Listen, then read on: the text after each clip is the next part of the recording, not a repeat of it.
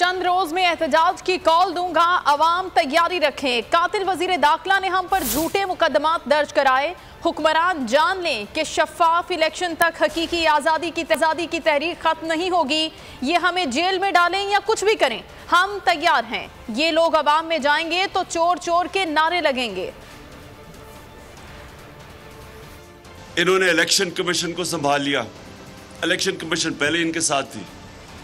अब ये क्या करेंगे कि इनका सिर्फ एक नाजायज काम को जायज करवाने के लिए सारी स्टेट इंस्टीट्यूशंस को कॉम्प्रोमाइज किया जाएगा। इलेक्शन कमीशन, किसी को एतमाद नहीं है इलेक्शन कमीशन पर। जो इन्होंने हल्का बंदियां की, सारी जगह से कंप्लेंट्स आ रही हैं, मैलिफाइड इंटेंशन से की। किसी को फेथ नहीं है कि इनके दोनों के पार्टियों के सरबराह के अरबों डॉलर, रुपए नहीं, इनके अरबों डॉलर बाहर पड़े हुए हैं। ये कभी किसी किस्म का इस कौम के लिए स्टैंड नहीं लेंगे जिधर इनके डॉलर खतरे में आ जाए। इनको खौफ यह है कि अमेरिका अगर नाराज हो गया तो वो इनसे होगा जो आज रूसियों से हो रहा है। और सबको पता है कि तैयारी कर रहे हैं कि किसी ना किसी तरह इनको इलेक्शन जिताया जाए।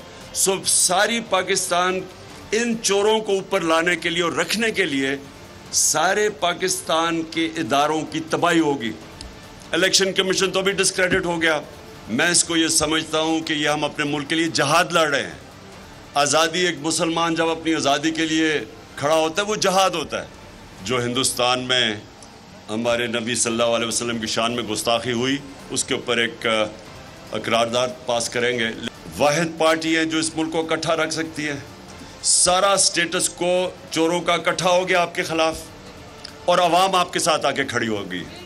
और ये जो अवाम आपके साथ खड़ी हुई है, ये कभी कभी मुल्क की तारीख में इस तरह कौम खड़ी हो जाती है एक पार्टी के पीछे। ये भी हमारे ऊपर जिम्मेदारी है। और इंशाअल्लाह मेरा ये ईमान है कि आने वाले दिनों में हम ही वो पार्टी बनेंगे जो इस मुल्क को हकीकी आज़ादी और हकीकी जमहूरियत की तरफ लेके जाए। सब्सक्राइब करें और बेल दबाएं ताकि कोई खबर रह न जाए।